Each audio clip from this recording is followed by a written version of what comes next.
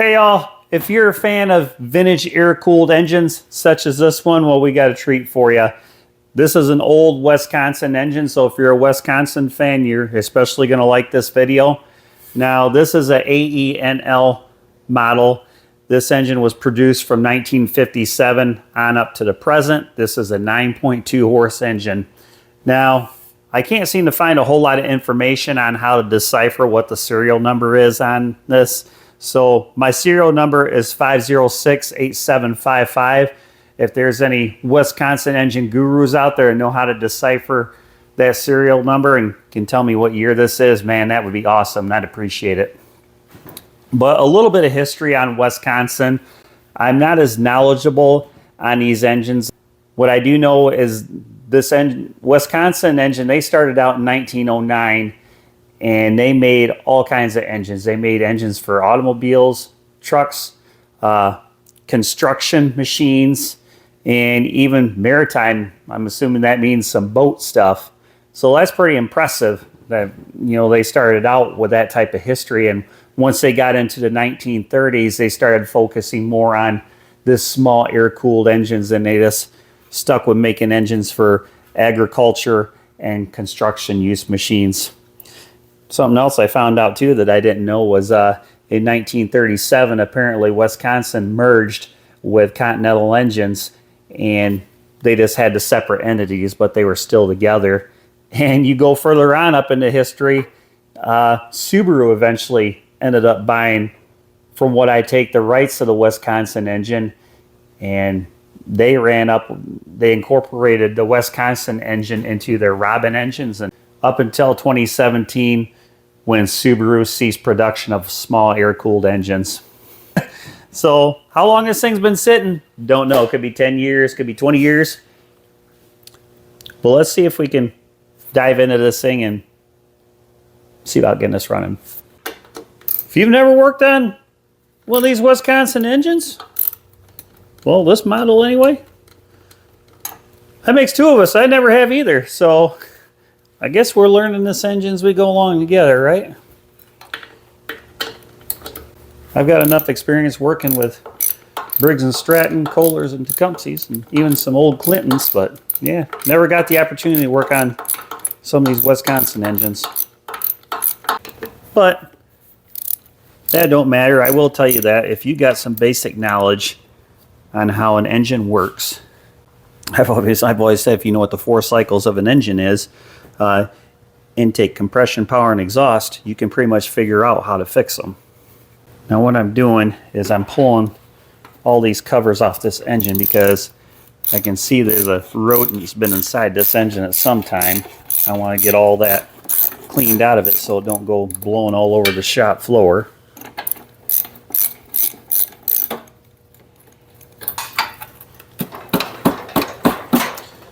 So anybody out there ever work on one of these engines before? If you have, what'd you think of them? You like them? If you have worked on these engines, what do you think of them? You think they're a good motor? I would have to say for as long as they've been around, they probably are. Holy crap. Yes, there is a big mouse nest in here. Wow. Not quite sure. No, okay. We got breakaway bolts.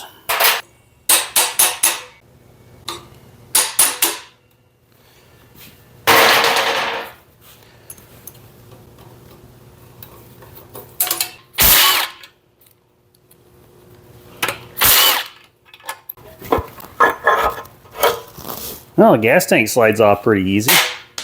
Look at that big mouse nest down inside there. See, what I gotta do is I gotta get this pulley off here so I can get this out.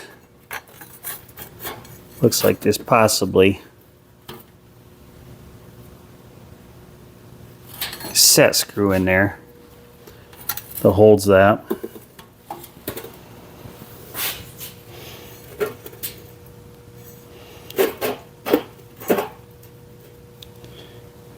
Or that thread's on there. Very well could be that too. That is hex down the back of that, so I'm betting that thread's on there. Well, there's only one way to find out. How about that? That one comes out.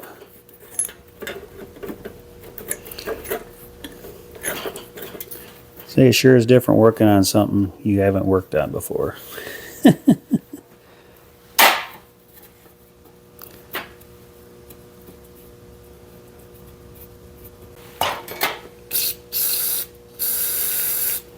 No, I'm guessing that's how that works. This comes off there and this is threaded on there. Okay, now the fun part's going to be trying to hold the crankshaft. Hey, how about that? There we go. My suspicions were correct. This does thread on there just like so.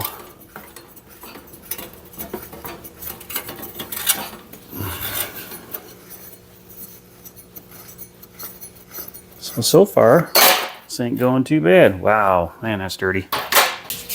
Okay, well, I've been getting some of this stuff cleaned out of here.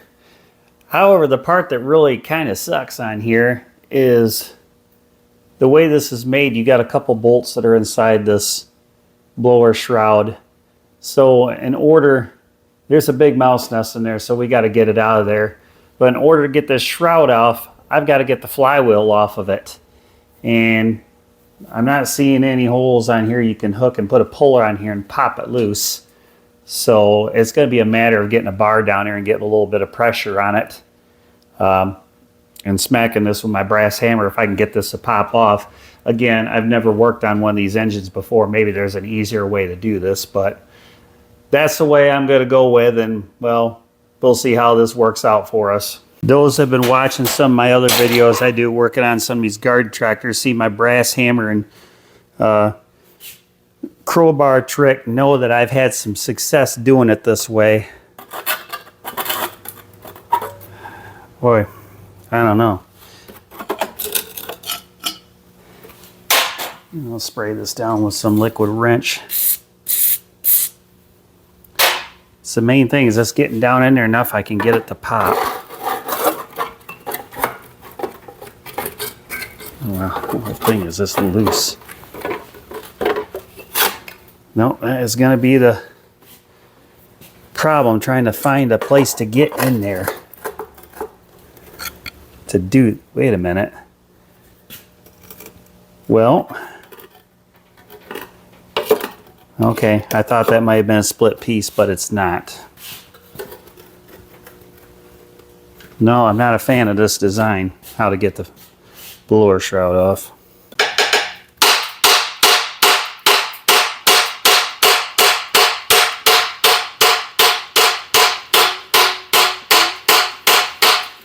There we go.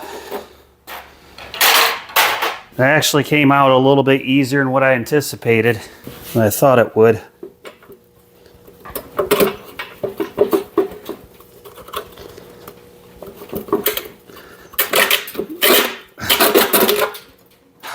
Wow. All right, as you can see right there, one why I didn't have a choice to do it that way. I'm going to go ahead and quick suck all this crap out of there. Hey, this definitely hasn't been an easy task getting apart so far. Know what I mean?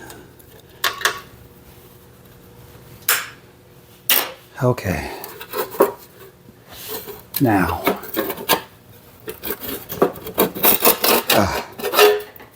There we go.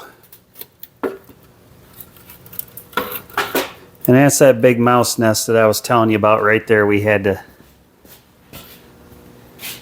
couldn't be starting it up with that in there, right? So I'll go ahead and get this cleaned out of here. Now all that mess all cleaned up from that mouse nest is in here. I got this all vacuumed up pretty decent. Next thing I want to do is get this spark plug out. Wow. If it will come out without breaking off, right? Oh. Well, all right, might have to put a little bit of heat on there. Now let's let that heat sit on there for a minute. Nothing worse than breaking a spark plug off an aluminum cylinder head. Not the end of the world if you do, but it's not fun getting a broken spark plug out. I'd rather spend my time doing other things, know what I mean? Let's let that sit on there for a few minutes and cook that, and we'll hit it with some penetrating oil. It'll only be a few seconds for you, I promise y'all.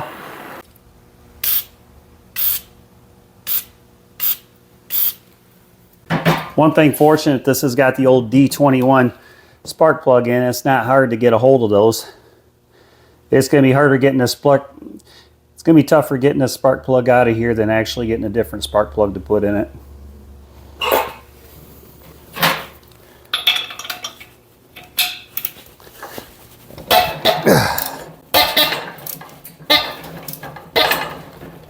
All right, I'm going to put a little more heat on there. Hit her down again.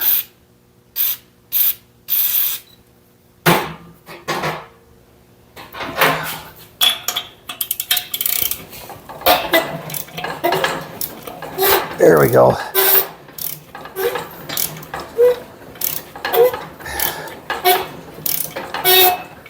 That spark plug definitely been in there for a while.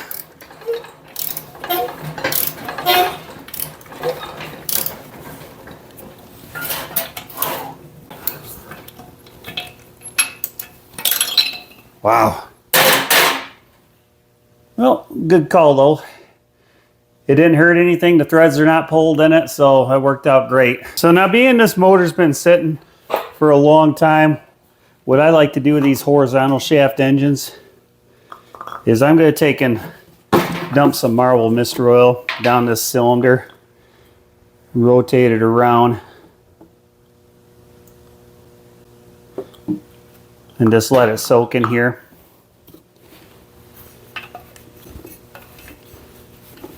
I say the motor's not set up, but still, I'll let.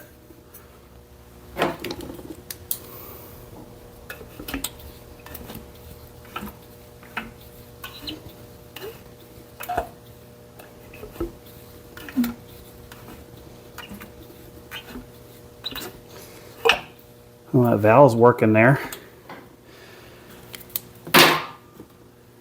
Oh, whoop, it's coming out of the exhaust there. Okay, close that valve up.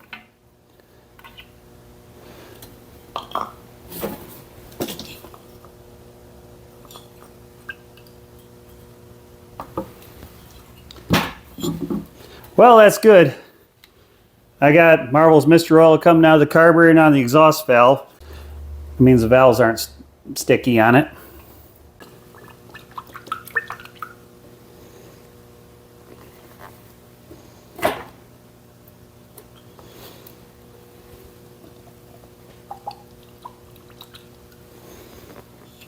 Oh, okay, yep, she's coming out of there. She's full.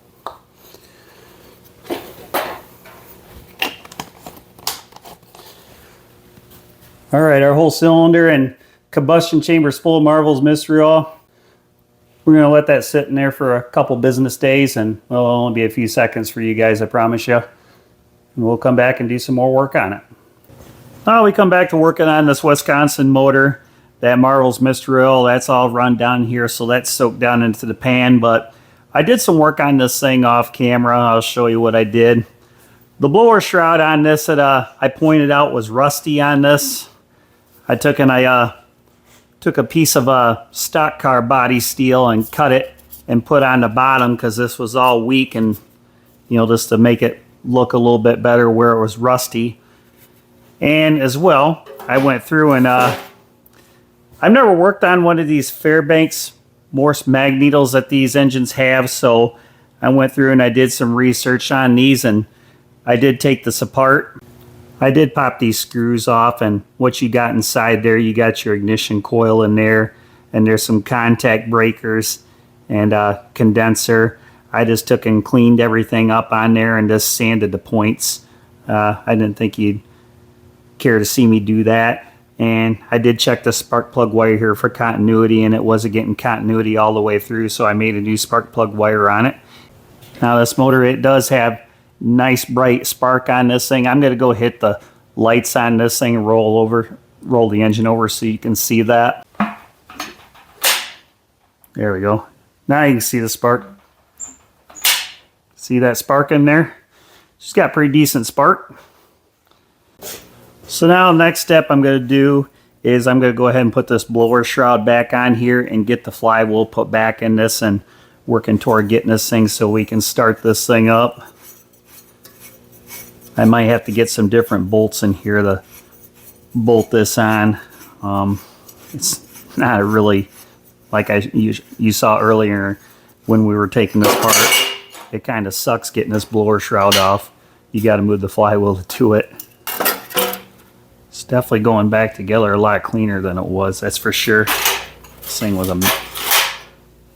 engine was a mess when we first started.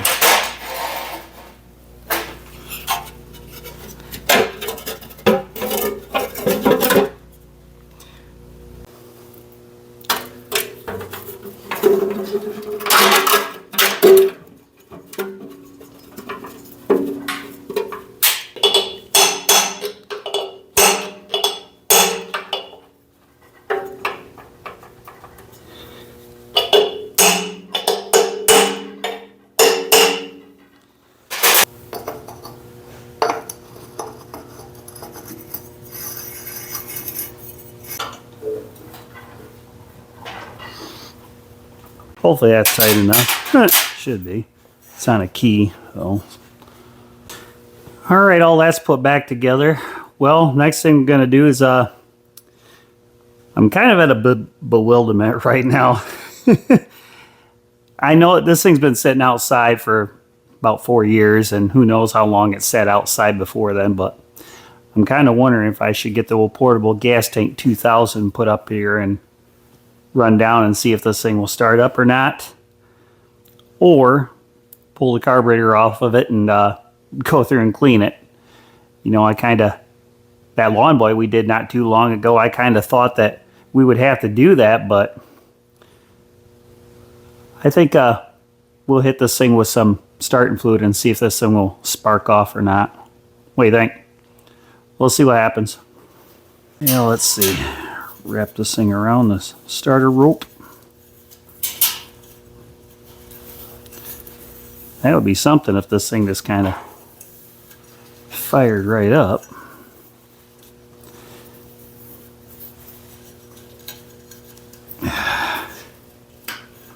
Well, okay. Put a little hot start in here and see if she will even do anything or not.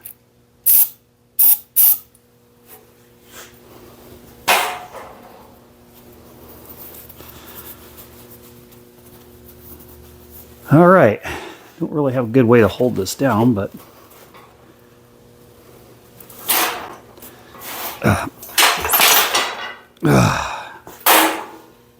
well, I think it's kind of a long rope, ain't it? You know what I'm going to do? Since I can't really hold this thing that good, I'm going to find a way real quick how to secure this thing. Actually, I think I'll just take and put a ratchet strap on it and strap it down. What do you think? What do you think about that? That ought to keep it from flying away, right? Okay.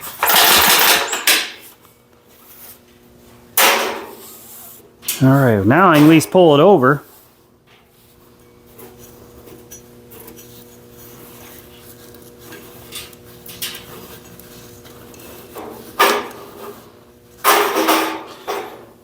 I don't know what kind of compression this thing has got, but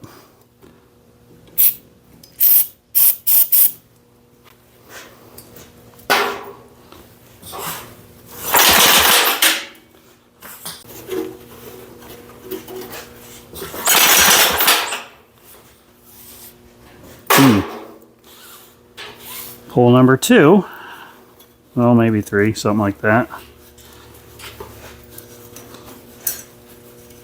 Hopefully we didn't lose spark. We had it.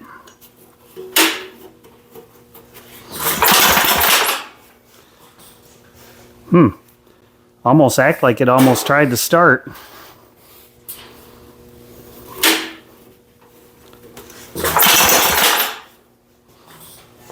I would have thought she would have barked right off.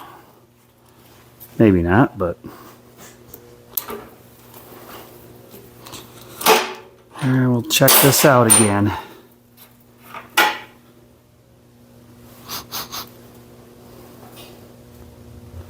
Well...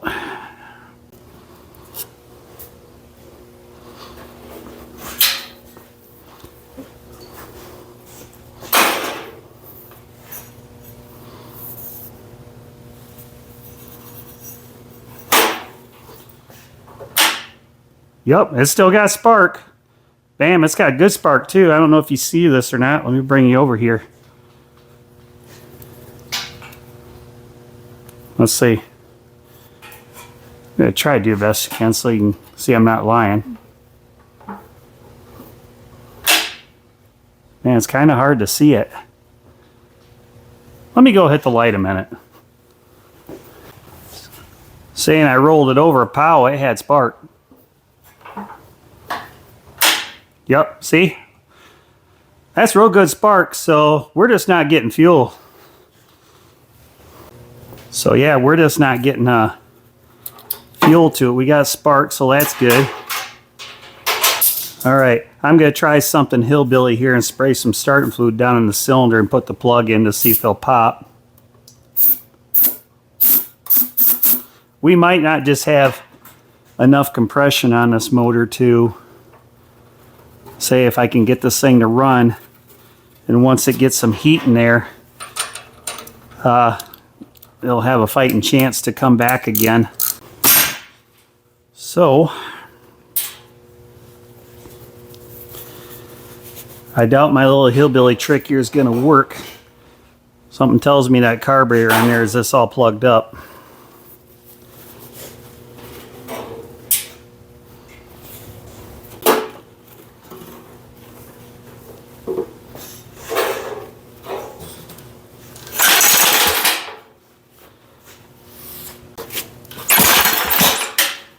Oh, did you hear that? That was a pop. That was a pop right there. She was trying to fire. Okay. I can even smell it in the carburetor there. Okay.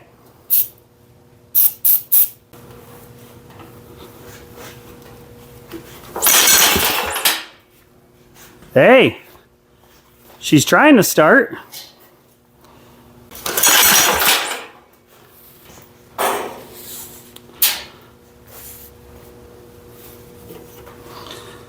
Tell you what, it's a pain wrapping this rope around here.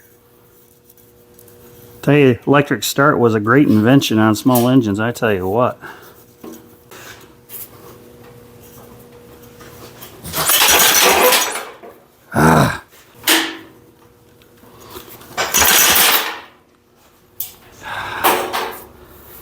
It's trying to start.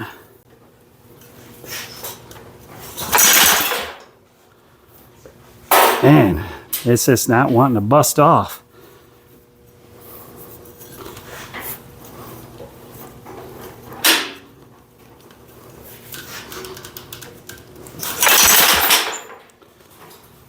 All right, I'm getting tired pulling on this thing, so I think what I'm going to do next is I'm going to go ahead and pull this carburetor off there. For all we know, there could be a bunch of dirt daubers up in there, and that could be stop it from sucking fuel up. So I'll go ahead and pull this off right now, see what I find with it.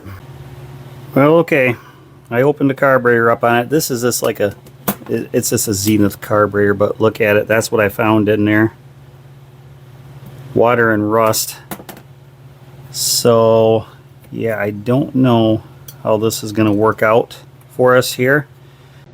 Well, as you can see, this carburetor is all apart here, and it is in rough shape. It definitely is not going to run the way it was. Here's the needle and seat that was in there, that there's rust and dirt in here. So I'm going to start cleaning this carburetor up. Look at all that rust that got down inside. Run this through the ultrasonic cleaner and possibly the hydro seal.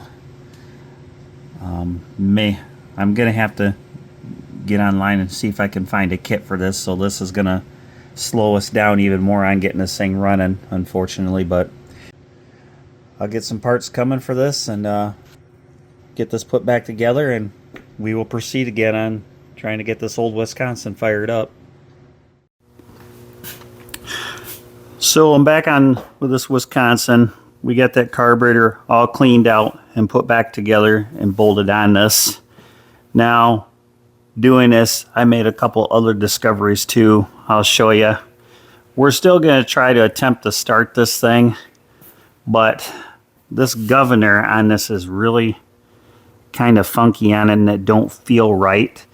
I'm missing some of the hardware that goes on this as well for this engine. There's a throttle control that goes here that's gone with some rods and springs.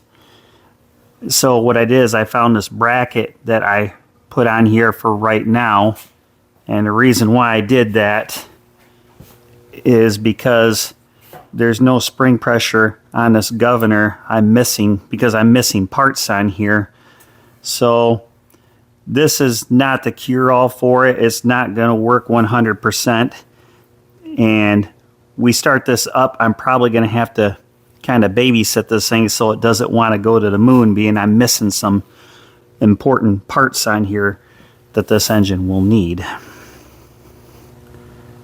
There's another issue I have too with this thing. The gas tank that was on this had some rust in it, so I've got some white distilled vinegar soaking in this. So this is going to have to soak for a while. Since I put this in here, the vinegar is turned to like a really rusty color. To get around with firing this, I just took and got me a regular snowblower gas tank, my portable gas tank 2000. I'm going to take and run this to the carburetor for the meantime so we can attempt to start this. I better put a little bit of gas in it right now. Now this is something, it can be kind of sketchy running an engine, especially if you suspect there might be a governor issue going on with it, and I'm pretty sure this one will. So we're not going to run this thing very long. Just run this enough just to show that this thing will hopefully run. We'll get the door popped open here and see what we can do with this. Yeah, I saw in that carburetor, it's no wonder why this thing wouldn't start. It was just the main jet and bottom was so plugged up and you rust, it just couldn't get fuel drawn up into the venturi on it to fire. So shut our fuel, turn our fuel supply on here. We'll go ahead and give this thing a start and hope for the best here. This is going to be interesting. Alrighty.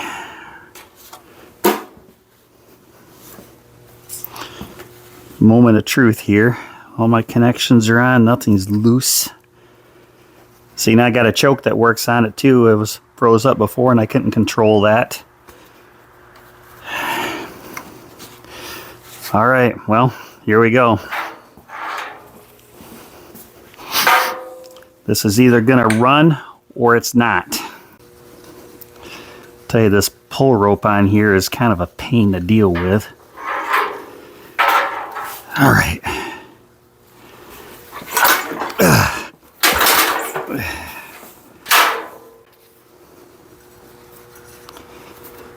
See how many pulls it takes before we can get this thing to start. There was one. Oops. Sometimes my rope wants to slip on me here.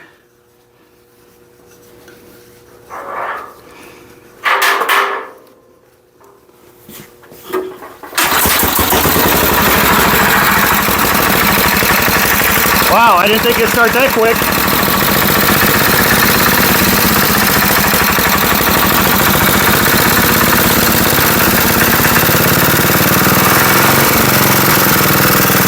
Yeah, it does have a governor issue on it. I have to hold the arm back on it, otherwise it wants to rev to the moon.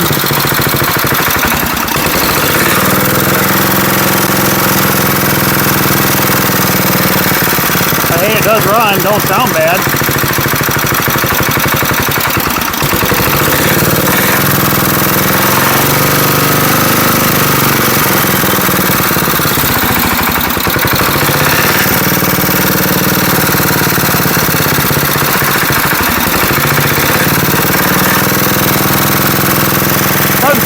Yeah, does it?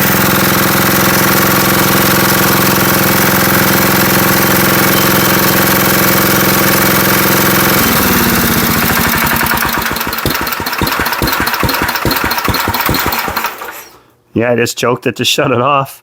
Smoke it a little bit from all that Marvel's Mist oil that was down inside. But hey, on a good note, we did get this thing up and running. So yeah, as I said, I don't know if you heard me or not with this engine running, but my suspicions were correct. It's not going to run right, missing, you know, the throttle control and some of the linkages that go back here on the motor. That's something to have to find, you know, to make this thing nice. But the motor doesn't sound too bad, so this was a win for us in a way. It was definitely a lot of work getting this one up and going, considering, you know, it worked out real good. Is able to, you know, just sand the points up in the mag needle on it and re-gap them, and I had to replace this coil wire, and we were good to go on that. You know, these little mag needle systems are really a fairly simple unit. I've been doing quite a bit of reading on these engines, actually, just to get a little more knowledge on them. So that's how I found out as well too, is I'm missing some governor parts and throttle control mechanisms back here. So seeing what I read in some of the pictures I saw, like, yeah, this might be a problem getting this thing up and running, but you know, we made it. Yeah, all in all, this was a good experience on this engine. It's like you don't find these engines every day anymore, right? This is something that's going to be going up for sale. I'm sure there's somebody out there that would have a use for an engine like this. I don't currently right now, so. Well, that's going to wrap up our work on this engine here till she goes up for sale. Thanks for stopping by and checking out and joining me on this little adventure on getting this old engine running that's been sitting for, well, at least 4 years in my driveway, and and who knows how long it sat before then. Till next time, we'll see you later. Take care.